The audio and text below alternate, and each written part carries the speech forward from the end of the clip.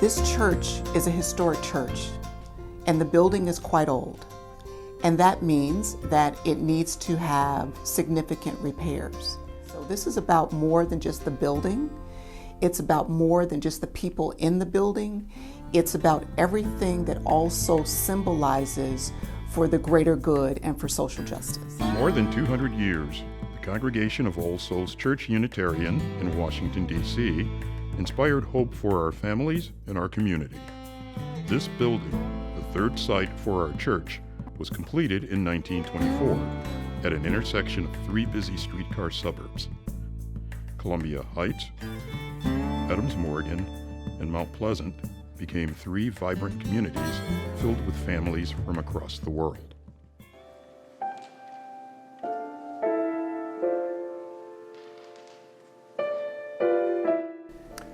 This beautiful 100-year-old building has meaning to so many people.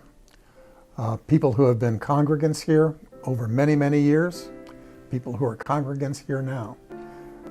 This building is a place of spiritual growth. It's a place of solace. It is a place of grounding. And it's also a place of direction. When you enter for the first time, you feel like you're home.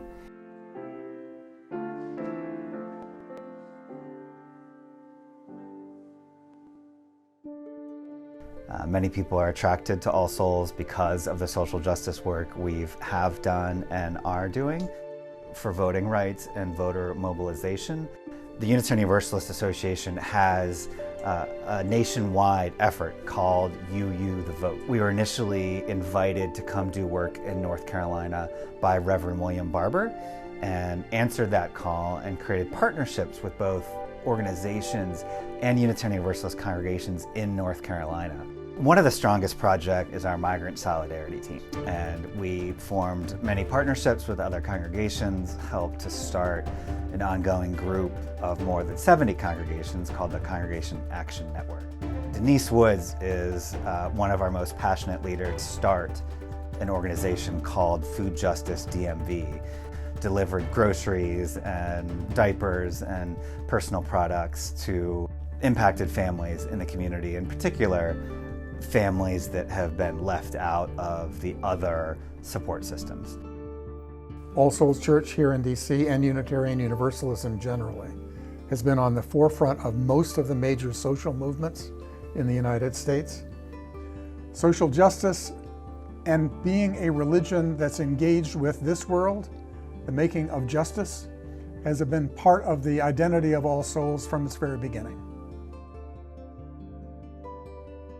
What was sent was about 1,000 pounds, a container load or so, of materials to the Hankawa Elementary School. The Hankawa School is the one that we center here.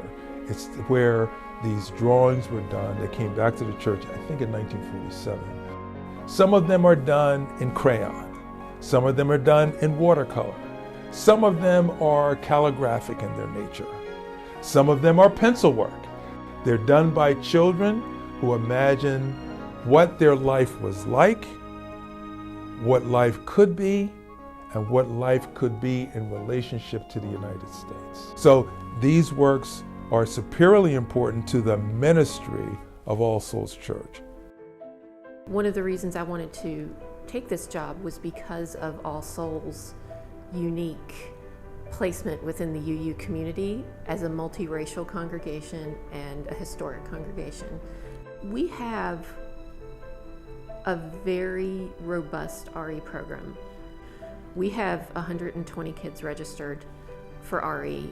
We have a pool of about 50 volunteers. Like our second and third graders just did a cooperative mural in celebration of Martin Luther King Jr. Day. And each of them had a small part of the mural to complete. And then we put the mural together at the end of class, and they were really engaged. They supported each other. Other first Sundays of the month, we do a story for all ages, and that story usually involves children doing the acting. So those stories are really important to the kids because they get to be a part of the larger congregation. And they're important to the adults because I think it reminds them that our congregation is multi-generational and that we have young children. The hard part is because of the water damage, we've lost both the main youth classroom downstairs and we've lost the studio. The studio is the place where we would do art activities, or we kept all the dramatic play and Story for All Ages props. And we lost a lot of that stuff because of water damage.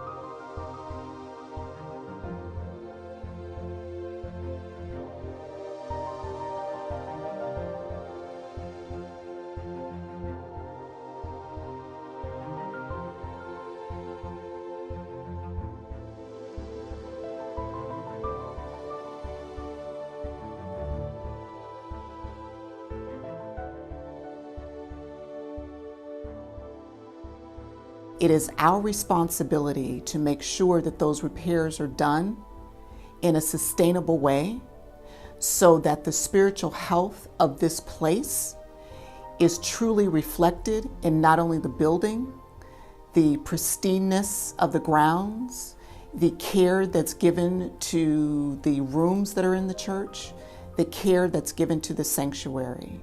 That is so important for us right now, because we need to leave a legacy for the next generation of people who will be walking through the doors of this church.